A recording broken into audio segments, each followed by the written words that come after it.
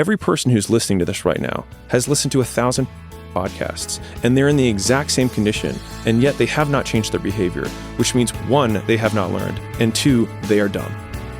Which also means that if you can control your behavior, you can also control how intelligent you are.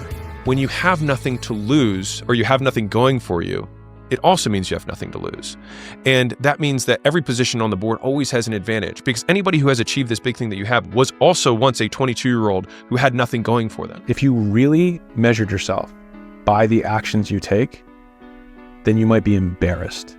So you really hope to measure yourself on the outcome, because you can get by on sometimes winning when you don't deserve it.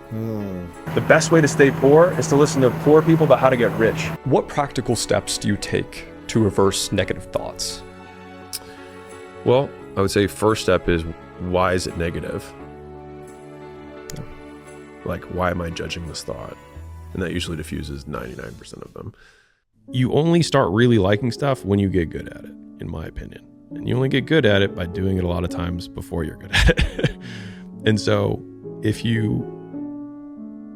is why I'm a big believer in this, is that when you are starting out, I think you got to find the thing that's the pain. And like, pain motivates significantly faster and stronger than pleasure does. Like, people are like, no, passion's the right way. It's like, point a gun at a family member, all of a sudden, 10 out of 10 motivation, pain. And so like, I think people should use their pain. So many people stay stuck because they can't decide. They're literally unwilling to they'll literally just stay there. They just stay undecided and somehow expect to get more information about an apparent contradiction. Like, you expect that you're gonna get more information? Like, this is the choice. You have to make it. When I was in my 20s, I wanted to be a millionaire. And when I was a millionaire, I wanted to be in my 20s.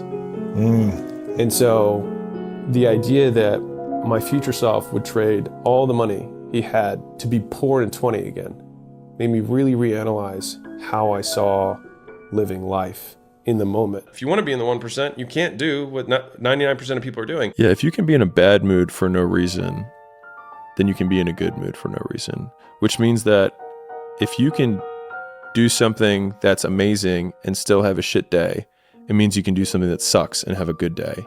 Which means the entire excuse around, I don't want to do all these hard things because as a proxy, it makes my mood sad, is ridiculous, because it means that we are ultimately in control of how we want to perceive the work that we do. And so I think that is ultimately the most freeing thing that you can do in terms of how you can equip yourself to get through those harder periods. Do so much volume, it would be unreasonable that you are successful. There's this huge time delay between when we start behaving in a way that a winner behaves and when we start winning. And the problem is that the bigger the mountain you're trying to climb, the bigger the W you're trying to get, typically the more delayed it is between the lag. Yeah, between when you start behaving like a winner and when you start being a winner.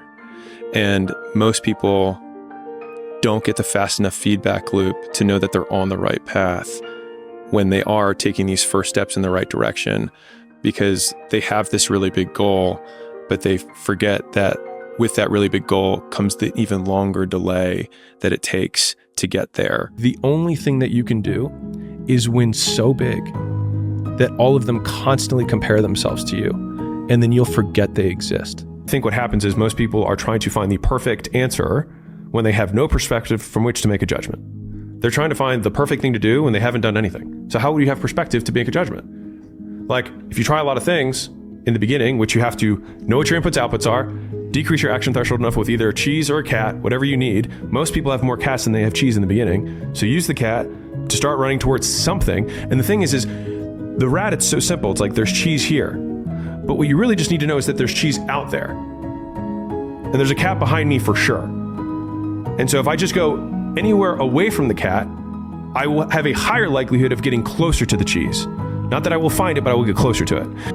I think once you've actually learned how to really try one thing for an extended period of time, every single day, and taken all of your discretionary effort and your money and your time and your resources and put it towards just doing that thing, number one, you realize how few things you can really do well because of the amount of time that it takes.